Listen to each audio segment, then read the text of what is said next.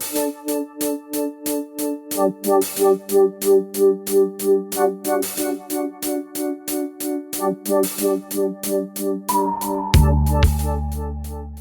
back to the Following Your Gut podcast, where health science meets clinical wisdom.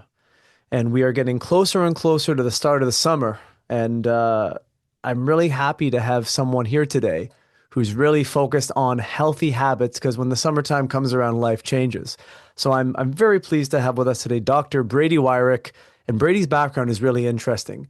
He's a functional neurologist, which I think is one of the coolest designations out there in health. And he's spanned the whole gamut from everything from lifestyle and diet to helping people with regenerative medicine. Brady, I'm going to let you take over the introduction so I don't do you a disservice by not encapsulating everything. But I want to thank you for being with us today. And why don't you tell us a little bit about what it is you do and who you are? Oh gosh, where do I even go with that one, Roland? If you, first off, thank you. It is genuinely an honor to be here. Um, Following your gut, I love that so much. I've been preaching for years that the eyes are the window to your soul, but the gut is the key to your health. And we're not talking about just intuition here. Obviously, we're talking about actual, like palpable gut health and what that means for people and how that can help. As far as an introduction to me, what can I say? I was born and raised in Ogden, Utah, and I moved to Idaho as soon as I could for the fishing. And I've been practicing functional medicine and functional neurology since the early 2000s. So I think I saw that as my 19th year of practice. And we have covered everything from just straight up functional neurology to weight loss to regenerative medicine and stem cells, which is a whole other fascinating topic we could dive into. It's been an incredible journey, and it's been a lot of fun seeing people's lives change through them changing themselves. So I love to use the moniker, if you will, to join the health rebellion, because I just genuinely feel like we have a medical system that gets a lot of things wrong, and if you're going to actually get results and get the energy and spunk that you want, you got to be a little bit of a rebel. There you So go. I here like I it. am. I feel a Star Wars reference in there in some capacity. Yeah, there is a little bit. A It's little more bit. just I have a rebellious spirit. If a government tells me to do something, I have a tendency to want to do something different, or the opposite. So That's why you're in Idaho. You're in witness protection. I get it yes, now. sir. Oh, well, thank you for that intro. You said something there that is a perfect segue to something that we wanted to cover today. You talked about how there's a rebellion that you're trying to lead about people wanting to be healthy. That's because there's a vast majority of our society that's sick, and being adjusted to a sick society is by no means a healthy way to live. So, the topic of healthy aging is really what I wanted to focus on with you today. And I want to, the first question in that statement is healthy aging even possible in 2025? Or are we all destined to end up like maybe our parents did, where we watch them, unfortunately, go through a degree of suffering before the end of their life, or grandparents? So, how would you approach the concept of healthy aging? Where would you start with someone, and how do you think someone needs to look at health as they get older? The first thing we need to do and we need to understand is that what we are being told by mainstream media and mainstream quote unquote healthcare is dead wrong.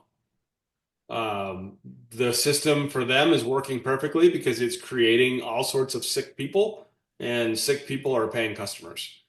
So we've really got to get down to the core of what makes us Homo sapiens. What makes us humans, right? We're not built to break down and process all the chemicals, all the electromagnetic field stuff that we are constantly being bombarded with. We're not meant to deal with the constant amount of stress that we have. Our ancestors were built with these primitive reflexes that allowed us to escape the saber-toothed tiger. But now there's no saber-toothed tiger. Uh, but the saber-tooth tiger is in our heads. It's the stress of making the mortgage, feeding the kids, getting to work on time, all these stressors that we're dealing with, and we're just plummeting at a rapid pace. So if we're going to switch that around and go the different direction, we've really got to start thinking outside the box. I Uh, agree. I mean, the massive amounts of conscious and unconscious stress that all of us are under every day, just because you become accustomed to it and it's your normal, it doesn't mean that your body's not negatively tolerating, processing, and responding to it. Because, in my opinion, and I'd love to know what you think about this, all chronic degenerative disease is likely driven by slow, insidious processes of stressed physiology. Is that correct to say? that's 100% correct.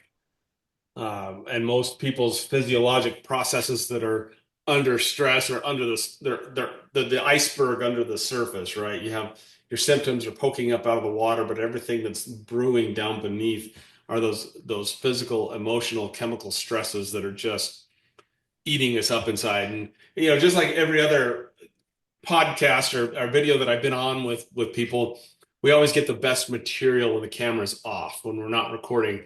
So you and I were talking about emotional stress before we got on here, and Mm. some of the journeys that I've been down personally. As dudes, we just want to say we're fine, but in reality, there's these emotional stressors that are underneath the surface in our subconscious that need to be dealt with. Um, that's really getting into like the granular, like nitty gritty of everything. Food is probably the easiest, most obvious portion of this, and even that's not so obvious. Like it's just digging in and figuring out what those stressors are. And in a clinical setting, what are you seeing most commonly to the demographics that are really the ones that are at the cusp of this? Because I would say clinically, people who are in their 40s, 50s, and 60s, these are the people that are kind of in this in-between state, right? They may have symptoms, the iceberg, as you put it, popping up out of the water. So they know something's going on. Maybe they've got some functional testing done or a complex blood panel done, and they see some things that are imbalanced or uneven or uneasy. And they're not necessarily fully sick, but they're on the way there. Is that what you say would, sorry, is that what you would say that you see most often in a clinical setting? Absolutely. Uh, when I start thinking about my own clinic, the two driving forces in my clinic is going to be weight loss, and the other one is going to be regenerative medicine or stem cell injections. So on one hand, we have people in their 40s, 50s, and 60s that are still clinging on to uh, the way to lose weight is to reduce your calories. And then we have another group of people that have arthritic joints that are breaking down, but no one wants to talk about that space in the middle where the arthritic joints are being caused by the metabolic dysfunction that's causing the weight gain. And you have to address both of them. But in the meantime, your brain health sucks. You're in your 40s and you're walking into a room and forgetting why you're there. Like, that's not normal, but we laugh about it and say, "Oh, ha ha ha, that's funny." No, there's something seriously going on, and if we're going to prevent, degenerative diseases later, Alzheimer's, dementia, etc., we've got to address those particular issues first. Yeah, it's funny. People say, oh, it's just getting older, but getting old and aging are not necessarily the same thing. And I always think about the old Clint Eastwood joke, never let the old man in. Right? That's the difference between being elderly and in good health versus being someone who's decrepit in need of being taken care of by a personal care worker or a retirement facility. So, what you just said there, I would love to expand upon that. You made a brilliant statement. Whether someone's having a hard time losing weight or they're chronically inflamed and they're experiencing pain, the center of that is metabolic dysfunction. And I think we can agree that metabolic dysfunction likely drives all chronic degenerative diseases, and where someone experiences the ultimate manifestation of the illness that they eventually get diagnosed with, that was just their area of susceptibility. But in that metabolic dysfunction, A, what are you guys seeing as symptoms and maybe some feedback from testing? And B, what are some of the strategies that you're finding to be very successful for people beyond the stem cells, beyond the manipulation of calories in food. Okay. So on question A, and I'm writing notes right here so I can keep myself together. On question A, what are we seeing on testing? And then B, what are some of the strategies? Correct. Okay, so testing. The most underutilized tests, there's two tests out there that are just highly, highly underutilized. As in, we never order them as your part of your like doctor's normal blood work panel. The first one is going to be high sensitivity CRP, which is an inflammation marker. Mhm. Well, are you inflamed or are you not? And if you're listening to your gut and deep down you feel like crap, guess what? You're inflamed. But using high sensitivity CRP, which is like a $12 test, by the way, um, using that test, it actually puts a number to that inflammation. So we know what direction we need to head. The other one is going to be fasting insulin. What really blows my mind about fasting insulin, which is another very inexpensive test, but insurance policies won't pay for that, $15 test or whatever it costs. It's very cheap. They won't pay for it unless you have full-blown diabetes. But it can tell us if there's a blood sugar dysregulation problem 15 years before it shows up as abnormal glucose that's high enough to be called diabetes. 15 years. So we can pull that test and say, okay, let's match Sally's symptomatology of joint pain, brain fog, weight gain to, okay, look at this. Her CRP is at a 7, which is still at a normal range with lab ranges, by the way, but it tells us that she's inflamed. And oh, yes, by the way, her fasting insulin is creeping up. So we know there's a dysregulation with her insulin. And if we can nail those two things down and get her on a low glycemic diet and get her doing things like intermittent fasting and even like 24 to 48-hour fasting on occasion. Oh man, then you have her on an anti-inflammatory diet. You see those numbers drop. You see her start to move again. Like you just literal miracles because we're fueling the system the way it should be fueled. We're dealing with these high priority issues like inflammation and insulin. And in your practice, do you have reference ranges for those numbers that you like to see before you can feel comfortable that someone's healthy by the numbers? I do. I don't have them in front of me, so I can't just pop them off the top of my head. But I talk about them all the time on like social media. So, like my Yeah. TikTok, for example, I go through a lot of those. Because you said the normal range for CRP can be up to 7, but that's And an illness range, right? Like that's not an yeah, yeah, optimal range. yeah. That's I should have said more like a 3. I yeah, a just lab standard can be, but this is the thing, right? You delineated between what the medical system says and what optimal are not the same thing. So I think people listening should be very astute to realize that just because a number is in the normal range on a lab reference range, it doesn't mean that that number is optimal or it's optimal for you as a person who may be suffering. which I actually have a cheat sheet, Roland, that I can send you. That'd be So wonderful. you can link in the notes to and it'll just take people right to the cheat sheet. Oh, perfect. Thank you. They can see what the ranges are. I'm not smart enough to have all of those memorized. I just use my resources.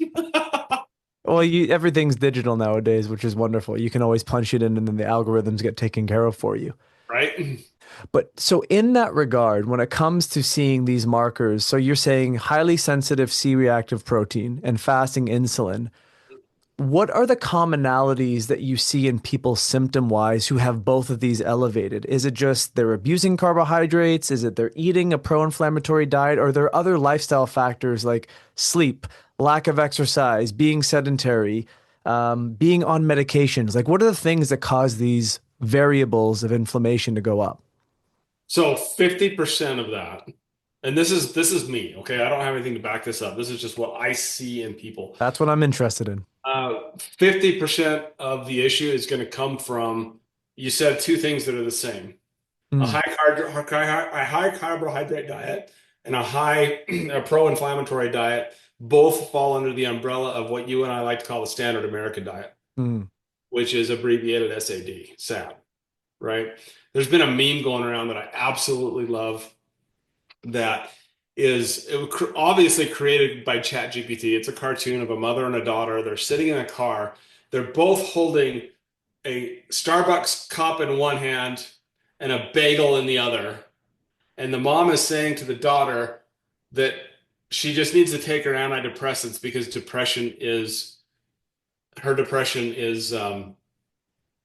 genetic. And the point is, no, it's not genetic. It's the fact that she's eating what her mother ate, and they're stopping and putting things in their body that are highly inflammatory, high drivers of insulin, high drivers of carbohydrate metabolism issues, and those are the issues they're gonna turn into, Alzheimer's, dementia, early death.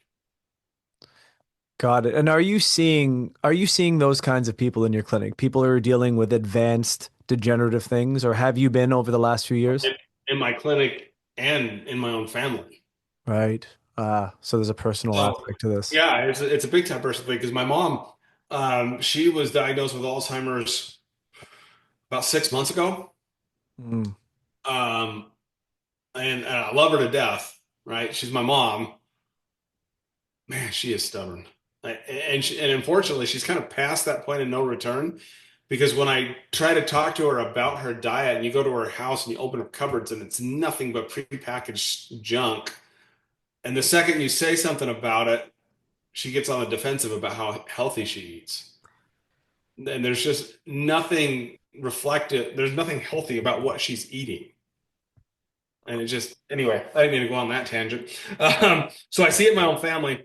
I mean, even just today, I had a guy call me from South Dakota, and he's got a wife that's in her 60s, that's in the beginning stages of Alzheimer's, and they want to know what they can do for help. And you know Kevin Connors, right? I do. So they're following Kevin Connor's protocols, which is awesome. They're very similar to mine. So they're on the right path there, but they just want that next step. And the next step is obviously when we get into regenerative medicine and stem cells and stem cell exosomes. Because there's so many cool things we can do now to help brain pathways start to rebuild, but you've got to be given it the right fuel. Mhm. Yeah, it's unfortunate because the occurrences of chronic degenerative neurological diseases have dramatically increased in the last few years. But, the one thing that I can say from clinical experience that I think that you would echo, no matter what the disease state is, the disease has to be recognized for the fact that it is a diagnosis based upon a collective set of symptoms and variables, right? Like type 2 diabetes isn't a packaged thing that the body is given, it's a set of circumstances based upon how a medical professional who sees these variables in very specific ranges can finally diagnose someone with a condition. But the one commonality of all chronic degenerative conditions is they are driven by inflammatory insult. In that inflammatory insult, I believe that there is a pathway of mitochondrial dysfunction. There is an inability for cells to properly intake nutrition and exude waste materials. And the one thing that I think is very apparent with not only cardiovascular illness, but especially neurological issues is gut health problems. I remember reading an article, it's maybe almost 10 years old, that in Parkinson's, for example, they found a protein present in the gut that was present multiple decades before a Parkinson's diagnosis can even be properly made by a medical professional. So I think the long and short of what you're saying here is it's absolutely essential for people to have a sense of where their inflammatory load is, understand how dysregulated their metabolism may be. And what you're saying is there's still hope for people if they catch it at the right time. Unfortunately, you said your mom is kind of past the point of recovery, and at some point the body can't come back from such an extreme insult. But what would you say that are some optimal strategies that someone who may be in their 40s, 50s, are listening to this and they're like, yeah, I have pain in my joints. Yeah, I have brain fog. Yeah, I can't lose weight. I feel like crap. I've been told I have an autoimmune condition. Where do those people start besides food? Well, they start with food. Oh, we talked about food. So like where would you No, go no, I'm next? just teasing. I'm teasing. Yeah. So I said that 50% of it food, and then 50% is going to fall under lifestyle. Okay, let's dig into that a Okay. little bit. So before we do that, I just want to point out one thing that you said, um, and share with you something that was very eye-opening to me. There's a great show on Apple TV called Lessons in Chemistry. Did you catch it? No, I didn't even know it exists. So you need to watch this with your wife. Okay.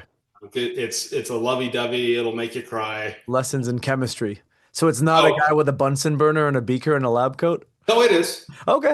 But it's a girl in a lab coat with a Bunsen beaker. Okay. Far more Um, interesting already. and it's I can't think of the actress's name.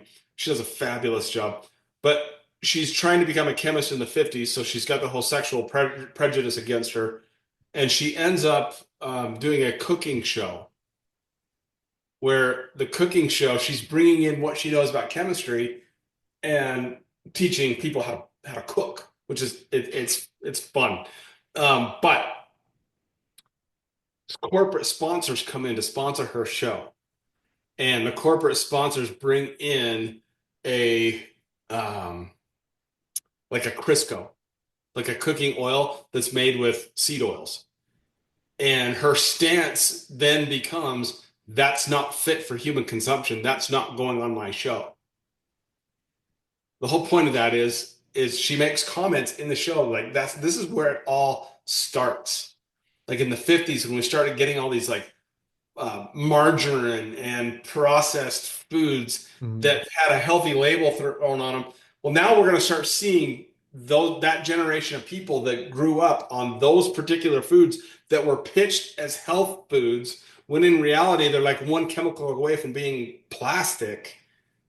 It's no wonder we're facing these neurodegenerative disorders. Mhm. So anyway, watch the show, and when you see these little moments in there, I'm sure you're going to text me like, "Holy crap, you weren't kidding!" But it's when you're nerds like you and I, it's awesome. Like it's just fun. I love that. Thank you. So lifestyle, uh, we can break this down into several areas, right? Let's Um, do a high level overview, not too deep. okay, I would start with sleep. Prioritize it, and there's tons of stuff out there. I love the blue blockers, by the way. Yeah, I have a problem. I have three different pairs. They've been shown to help with sleep. You know, cooling your room down to comfortable temperatures, black lights, any light whatsoever drives melatonin pathways. They're going to disrupt sleep. People just aren't sleeping enough. We need to prioritize. Yeah, I think I remember doing some research into this years ago. We've lost about an average of an hour and a half of sleep per night. And people don't realize that when you're sleeping next to a phone that is emitting a signal, that can be disruptive to the body. When you're checking your phone in the evening, like you just said, you're disrupting melatonin pathways. And it's no wonder why people wake up feeling exhausted and they wonder why they don't have the resilience to becoming ill because sleep is when the body repairs itself. That's the regenerative process of what our body needs every night. Yeah, and I'm glad you mentioned your phone right next to you. Um, I would go so far as even getting a Faraday pouch and putting it in there so it's not emitting or receiving anything. Hmm. Because I think the next one after sleep is going to be electromagnetic health. Hmm. And big rural or big populated areas, there's swarms and swarms and swarms of electromagnetic radiation that we have never, ever, as a human species, been subject to like we are now. 5G, Wi-Fi, all this stuff that's considered safe because it's non-radiating, we know it's not safe. So things like turning your phone off, turn your Wi-Fi off at night. I have just stupid, simple. If I wasn't on my computer right now, I'd pull it and show it to you. Like the Home Depot, turn the dial or click the little buttons in, and it shuts off at certain times. Yeah, My routers are hooked to those. They turn off at 10 o'clock at night. smart.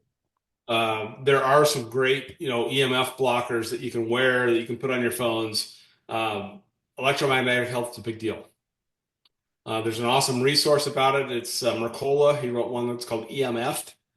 Uh, Fabulous read. Plenty. A third of the book is references or research articles. Great stuff. Okay. So that's electromagnetic. Then stress management, mental health falling you know, under the same category. You and I were talking about emotional release techniques. Uh, Hmm. this is something I've experienced for the first time. As dudes, we have a serious problem of saying we're fine when we're not. But seeing professionals about figuring out what your emotional triggers are and what those unhealed traumas are from the past, that's huge. Breathing techniques, like box breathing, meditation, prayer, all those things are going to play a role in calming down your immune system, or excuse me, your nervous system. So it's And not your like immune system too. You're not wrong in saying both. Yeah, you're calming down your nervous system so you have a better immune system. How's that? that's perfectly said. But practicing those is huge. At my house, we have a sauna here in our house, and before you think we're all fancy schmancy, we bought this thing at Costco, an infrared cost sauna at Costco. Yeah, it was a couple $1,000s, but man, it was money well spent. Well, you pay for it now, you pay for it later if you don't do it, right? That's kind of how the Been life healthcare changing. system works. It's been life changing. Connecting with your loved ones is another huge one. Just fostering those connections, putting your phones away, bringing the people that are close to you closer. It has a huge impact on chronic stress. And all of these factors, when they're out of whack, guess what they disrupt? Gut function. Mm. Hey, and you and I both know that when you disrupt gut function, you're throwing your brain health is not good. Well, it's a pathway that requires communication effectively for the relationship to be harmonious, right? That nature of keeping a relationship healthy is dependent upon communication between two people or within the body itself. You could almost say that someone who develops an illness is someone who loses the ability for its body to communicate optimally with itself and with them. So, those factors that you hit, and this is a very true statement. A lot of people, especially practitioners, are looking for the edgy new thing to do that's going to replace all the old school low and slow stuff. But the reality is what you said best, we're all human beings. There are certain fundamentals that all humans do need. And until you get those things dialed in and right, I don't know that it makes sense to try to chase the boogeyman or the ghost with the fancy new thing. It's like, if you haven't addressed all the variables, I would assume that you're not going to be giving someone stem cells the first day they come in your office. You're going to get them dialed in first, then talk about regenerative medicine when everything else they're doing is cohesively working together. I did want to ask you about supplements because this is an interesting area in functional medicine because there's never been more products out there. There's never been more for people as non-health professionals to be influenced by on social media. I can't tell you how many people send me photos. Is this good? Is this bad? And like, whatever. We You can, get those too? I get those too. Yeah. Like we can go down the rabbit hole of how people's influence is very much being driven by crafty marketing. But how do you relate to the use of supplements? And do you have any go-tos that you find to be really effective for the people who you deal with? So here's my whole thing on supplements. And please understand when I say this, that a significant amount of my living is made with supplements. Less is more. You I can thought over more was more. No, I'm joking. you can overdo it very easily. Yeah, good insight. Um, for me personally, and here's one example. I would rather see somebody take a digestive enzyme than a multivitamin. That makes sense to me, but I'd like to hear your rationale behind that. So we could get into the whole like soil depleted and a red pepper doesn't have the same right it's the same flavonoids as it used to and blah blah blah blah blah, right? But the reality is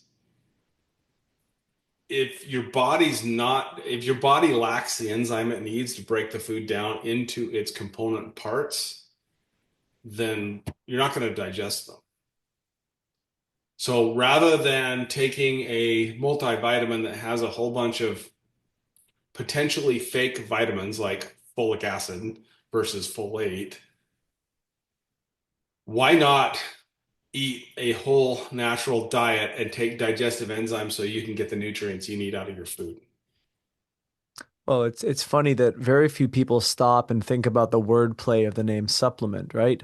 So a supplement is meant to be something added to the base thing that we're needing. So you can't you can't sustain yourself off of a bunch of pills. Maybe you can, but it probably wouldn't be ideal long term because food in and of itself is has its own vibration that the body resonates with. But I understand that. You can't out supplement a bad diet, but I do think that the best diet not properly digested is actually worse for you than the worst food fully properly broken down and assimilated. So I like that idea. It's not always about food, it's about digestion. A really wise man once told me that my stomach doesn't have teeth. Who would say such a weird thing? That was you, Roland. Yeah, well, someone But said I that to mean, me, so I was paying it forwards. no, but I mean the whole digestive process that starts with even just the thought of food. If I say lemon, you start to salivate, Yeah. and that's all just digestive enzymes that break it down into its parts, so you can absorb it. That's Mhm. it. If you don't have them, you don't have them. And would you say that's a feature of what you see in the aging populations Oh and yeah, degenerative yeah. crew you're dealing with? They all have digestive issues? They all do. Every one of them. And they all have inherent low enzymatic processes because they've had so much chronic stress in their life that they just can't produce it anymore. Mm. Yeah, it's an energy problem. At the end of the day, illness is an energy problem. And there's a gentleman I love. His name's Dr. Zach Bush. And he has this statement that I've never forgotten when I heard it. When your rate of injury exceeds your rate of repair, you get sick. And I Mm. think it's really important for people get lost in the details of an illness rather than understand that the illness is the manifestation in the area of the body that is most compromised. But the fundamentals of all illness have a lot of overlap in them in the fact that your body is just breaking down faster than it's able to repair. And I think from some of the things that you've elucidated today in terms of the strategies, all those things are addressable, whether you're, in early stages of something, or even if you're unfortunately at an end stage, you always have the ability to improve your quality of life if you take responsibility for your health and implement strategies to help your body regain the energy that it's lost that unfortunately has led to the manifestation of the illness that you're dealing with.